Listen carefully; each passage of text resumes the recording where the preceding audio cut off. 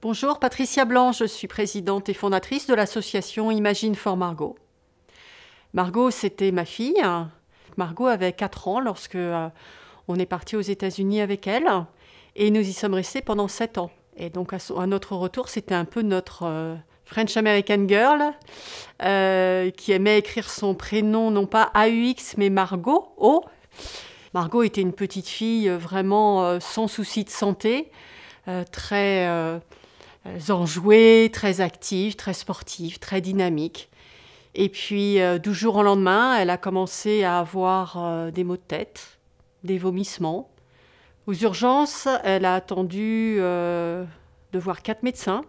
Une adolescente de 13 ans qui a des maux de tête, comme ça. Elle s'est fait beaucoup questionner par les médecins.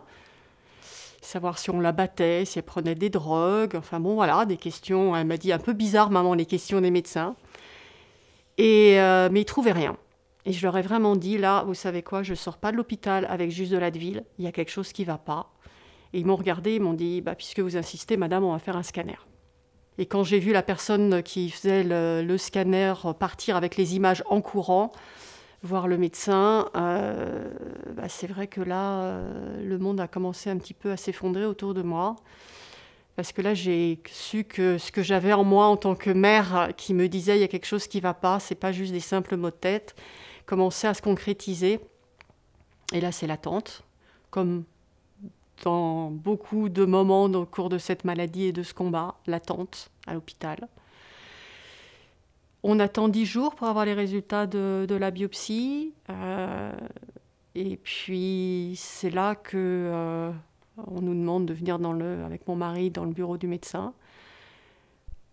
Et c'est là que j'aime plus du tout les bureaux des médecins, parce que c'est là qu'on nous annonce toujours les mauvaises nouvelles. Et là, on nous dit que Margot a effectivement une tumeur au cerveau et que c'est une tumeur, comme ils nous ont dit, au diagnostic très sombre, qui ne saurait pas la guérir.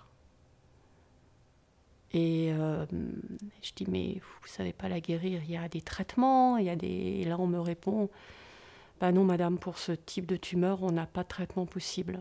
Donc, on va essayer qu'elle ait le moins de douleur possible.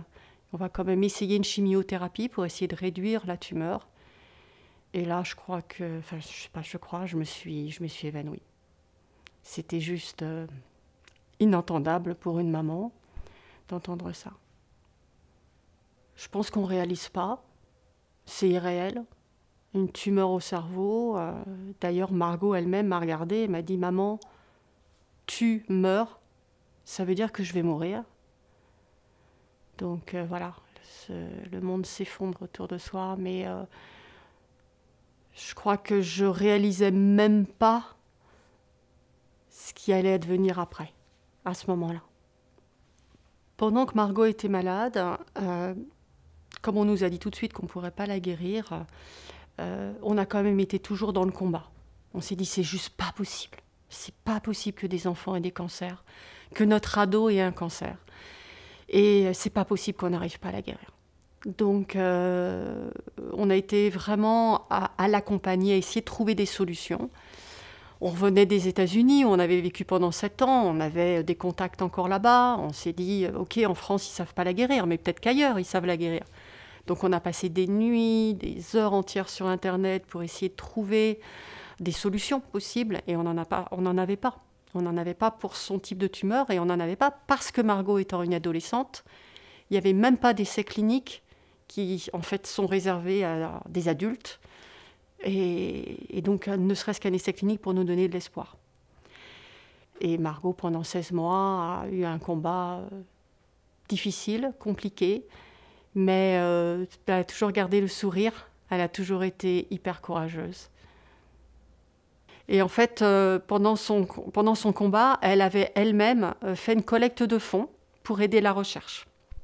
Et cette collecte de fonds, selon le modèle de ce qui se passait aux États-Unis, on crée des pages Internet pour collecter des fonds, on laisse un petit message aussi à la personne. Ça lui a fait beaucoup de bien.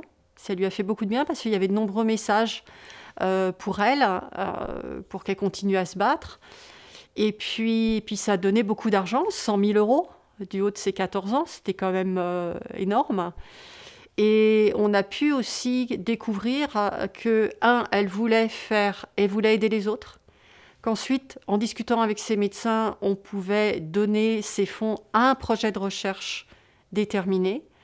Donc on savait où iraient les fonds. Et ensuite, on a trouvé un message dans ses cahiers, après son décès, qui est « Vas-y, bats-toi, gagne ». Et donc, face à ce message, face à sa volonté d'aider les autres, face au fait qu'on avait autour de nous des gens qui voulaient nous aider, eh bien, on s'est dit, 1 an après son départ, qu'il fallait qu'on était prêt maintenant et qu'il fallait qu'on continue son combat. Et du coup, on a créé cette association. Et donc, notre combat maintenant, il est pour les autres. C'est créer cette association, ça a donné du sens à ma vie. C'est une façon pour moi de continuer le combat de Margot, de continuer ce qu'elle voulait faire. Imagine for Margot sera présent jusqu'à ce que l'on arrive à guérir tous les enfants atteints de cancer. C'est notre but ultime, guérir les enfants atteints de cancer. Go, fight, win!